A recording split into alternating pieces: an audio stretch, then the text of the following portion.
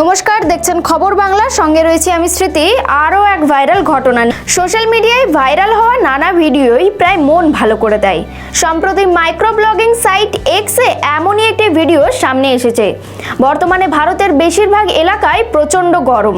রাজস্থানে এই সময়ে এত গরম যে অনেক এলাকায় তাপমাত্রা 45 ডিগ্রি ছাড়িয়েছে। কিন্তু এমন গরমেও দেশের নিরাপত্তায় বিএসএফ জওয়ানরা মরুভূমিতে মোতায়েন রয়েছেন। এখন বিএসএফ জওয়ানের একটি ভিডিও সোশ্যাল মিডিয়ায় ভাইরাল হয়েছে।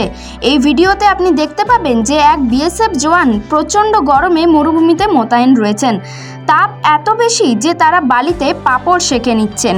তারা পাপড় এনে প্রথমে বালিতে রাখে, তারপর গরম বালি দিয়ে ঢেকে দেয়। কিছুক্ষণ পর পাপড় পুরোপুরি ভাজা হয়ে যায়। এই ভিডিও দেখার পর ব্যবহারকারীরাও হতবাক।